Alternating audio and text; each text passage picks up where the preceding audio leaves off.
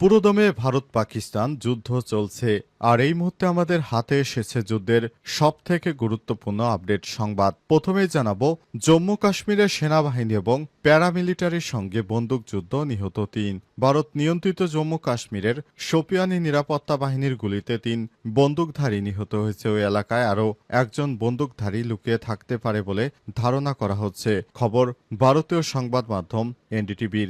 বন্দুকধারীদের সঙ্গে কুলামগাম ও বনাঞ্চলীয় এলাকা শোপিয়ানে এই হামলার ঘটনা ঘটে। সেনাবাহিনী এবং প্যারামিলিটারির সঙ্গে প্রায় ৪ ঘণ্টা ধরে এই গোলাগুলি চলে। এরপর জানাবো পেহেলগামে আবারও হামলা হলে কি করবে ভারত, জানালেন মোদি। ভারতের প্রধানমন্ত্রী নরেন্দ্র মোদি আজ পাকিস্তান এবং পাকিস্তান সমর্থিত সন্ত্রাসীদের সতর্কবার্তা আরোপ করেছেন। একই সঙ্গে তিনি রাতে জাতির উদ্দেশ্যে দেয়া ভাষণে সন্ত্রাসবাদের বিরুদ্ধে আরোপিত নতুন ভীতিকর বিষয়টির উপর জোর দিয়েছেন। খবর এনডিটিভির। তিনি সতর্ক করে বলেছেন, যদি আবারও এ ধরনের কোনো সন্ত্রাসী কর্মকাণ্ড হয় তাহলে ভারতের সেনাবাহিনী শক্ত হাতে জবাব দেবে পাকিস্তান। জানাবো ভারতের পাঞ্জাবে ভেজাল মদ পানে ১৪ জনের মৃত্যু। ভারতের পাঞ্জাবে ৫ গ্রামে ভেজাল মদ পান করে অন্তত ১৪ জনের মৃত্যু হয়েছে বলে খবর পাওয়া গেছে। এছাড়া এই ঘটনায় আরও ৬ জনকে হাসপাতালে ভর্তি করা হয়েছে। এই তথ্য জানিয়েছে ভারতীয় সংবাদ মাধ্যম দ্য হিন্দুস্তান টাইমস এবং এনডিটিভি। এদিকে ব্রিটিশ প্রধানমন্ত্রীর বাড়িতে আগুন, যুবক গ্রেপ্তার। ব্রিটিশ প্রধানমন্ত্রী কেয়ার স্টারমারের ব্যক্তিগত বাড়ি এবং একটি গাড়িতে অগ্নিসংযোগের ঘটনায় এক ভারতীয় যুবককে গ্রেপ্তার করেছে লন্ডন পুলিশ। আজ বাড়িতে আগুন লাগানো হয়। খবর বিবিসির। লন্ডন মেট্রোপলিটন পুলিশ জানিয়েছে, জীবন বিপন্ন করার উদ্দেশ্যে ২১ বছর বয়সী ওই যুবককে গ্রেপ্তার করা হয়েছে। তাকে হেফাজতে নিয়ে জিজ্ঞাসাবাদ করা হচ্ছে।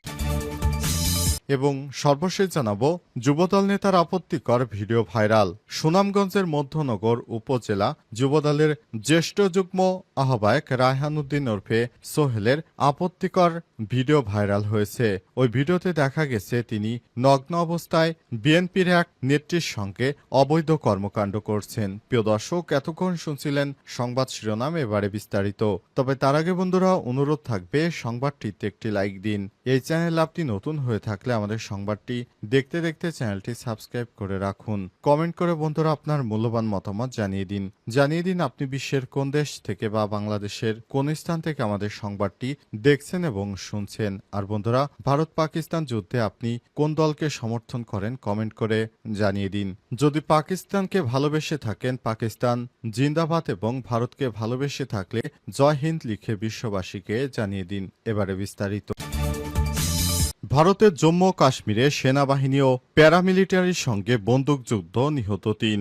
ভারত নিয়ন্ত্রিত জম্মু কাশ্মীরের শোপিয়ানে নিরাপত্তা বাহিনীর গুলিতে ৩ বন্দুকধারী নিহত হয়েছে। ওই এলাকায় আরও একজন বন্দুকধারী লুকিয়ে থাকতে পারে বলে ধারণা করা হচ্ছে। খবর এনডিটিভির। বন্দুকধারীদের সঙ্গে কুলগাম এবং বনাঞ্চলীয় এলাকা শোপিয়ানে এই হামলার ঘটনা ঘটে। সেনাবাহিনী এবং প্যারামিলিটারির সঙ্গে বন্দুকধারীদের প্রায় ২ ঘণ্টা ধরে গোলাগুলি চলে। গোয়েন্দা তথ্যের ভিত্তিতে এই অভিযান পরিচালনা করা হয়। মঙ্গলবার ১৩ মে ভারতীয় সেনাবাহিনী এক্স পোস্টে জানিয়েছে, রাষ্ট্রীয় রাইফেলস ইউনিটের নির্দিষ্ট গোয়েন্দা তথ্যের ভিত্তিতে ভারতীয় সেনাবাহিনী শোপিয়ানের শোয়েকাল কিলারে বন্দুকধারীদের বিরুদ্ধে অভিযান পরিচালনা করে। সময় বন্দুকধারীরা সেনাবাহিনীর উপস্থিতি টের পেয়ে ব্যাপক গুলি চালায়। পরে নিরাপত্তা বাহিনী পাল্টা গুলি চালালে ৩ বন্দুকধারী নিহত হয়। অপারেশন এখনও চলমান রয়েছে। পেহেলগামে বন্দুক হামলায় ২৬ জন পর্যটক নিহতের ঘটনায় পাকিস্তানকে দায়ী করে দেশটির অপারেশন সিঁদুর অভিযানের পরই কাশ্মীরে আবারও বন্দুকধারীদের সঙ্গে গোলাগুলির ঘটনা ঘটল। এদিকে গতকাল জাতির উদ্দেশ্যে দেয়া ভাষণে মোদি বলেছেন, অপারেশন সিঁদুরের ভূমিকা তুলে ধরেন এবং তিনি বলেন, অপারেশনের ফলে সন্ত্রাসীদের বিরুদ্ধে নতুন এক অধ্যায় তৈরি হয়েছে। আমরা আমাদের অপারেশন এখনও বন্ধ করিনি, চালিয়ে যাচ্ছি বলেন নরেন্দ্র মোদি। পেহেলগামে আবারও হামলা হলে কি করবে ভারত, জানালেন নরেন্দ্র মোদি।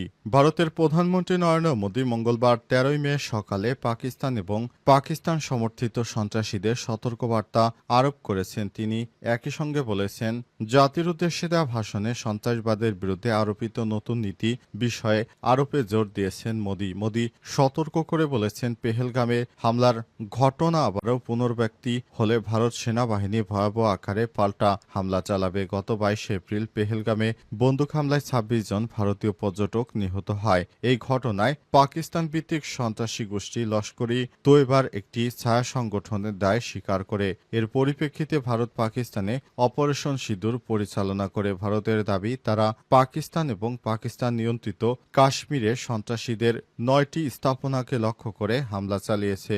মোদি বলেন, অপারেশন সিঁদুর ছিল ১৯৭১ সালে পাকিস্তানের সঙ্গে যুদ্ধের পর প্রথম ত্রিদলীয় সামরিক অভিযান। সন্ত্রাসবাদ মোকাবেলায় এই ধরনের অভিযান আরও চলছে। এ সময় তিনি আরও বলেন, আমাদের বার্তা স্পষ্ট, আবার যদি কোনো হামলার ঘটনা ঘটে তাহলে ভারতের জবাব দেবে।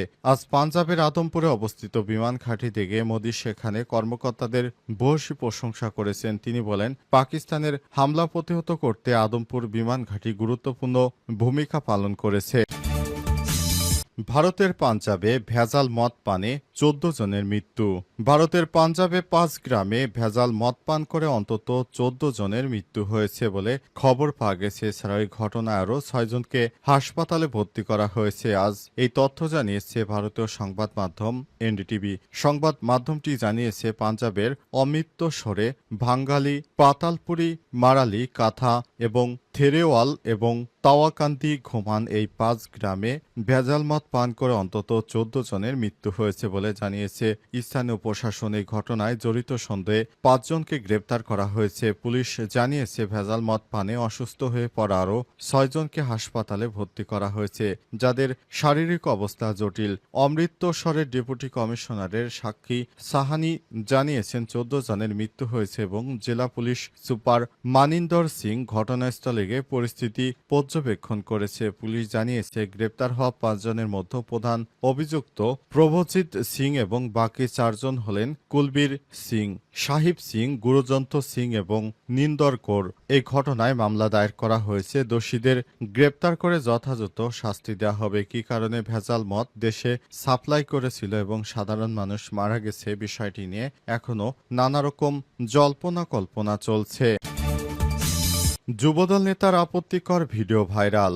সুনামগঞ্জের মধ্যনগর উপজেলা যুবদলের জ্যেষ্ঠ যুগ্ম আহ্বায়ক রায়হান উদ্দিন ওরফে সাহেলের ৪৪ এর আপত্তিকর ভিডিও ভাইরাল হয়েছে। নিয়ে গোটা উপজেলায় চলছে আলোচনা সমালোচনা। তবে কে বা কারা ভিডিওটি ছড়িয়েছেন সে বিষয়ে কিছুই নিশ্চিত হওয়া যায়নি। সাহেল উপজেলা বংশীকুণ্ডা দক্ষিণ ইউনিয়নের রৌহা গ্রামের মৃত ইসরায়েল হোসেনের ছেলে সামাজিক যোগাযোগ মাধ্যম ফেসবুকে কলেজ সার্কাজম নেত্রকোনা নামের একটি পেজ থেকে সোমবার ভিডিওটি প্রকাশ করা হয়। এরপরই এটি ভাইরাল হয়ে যায়। ভিডিওতে দেখা গেছে সাহেল একটি কক্ষে নগ্ন অবস্থায় শুয়ে আছে, একই সঙ্গে আপত্তিকর কর্মকাণ্ড করছে। সোমবার রাতে উপজেলা ছাত্রদলের এক নারী কর্মী নাম প্রকাশ না করা সত্ত্বে বলেন, সম্প্রতি যুবদল নেতা সোহেল আমাকে কুপ্রস্তাব দেয়। বিষয়টি আমি আমার সহপাঠীকে জানাই। এরপর সোহেল আমাকে ফোন দিয়ে হুমকি দেয়, অশ্লীল ভাষায় গালিগালাজ করেন তিনি। স্থানীয়দের অভিযোগ, সোহেল প্রায়শই এমন কর্মকাণ্ড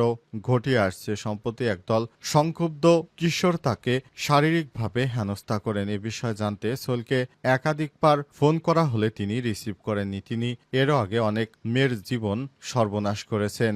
এই সর্বনাশ করার কারণে এখন তার নামে কেউ মুখ খুলতে পারছে না। তিনি নগ্ন অবস্থায় অনেক মেয়ের সঙ্গে শারীরিক সম্পর্ক করে তাদের জীবনকে নষ্ট করেছেন। তার বিরুদ্ধে অনেক অভিযোগ এসেছে।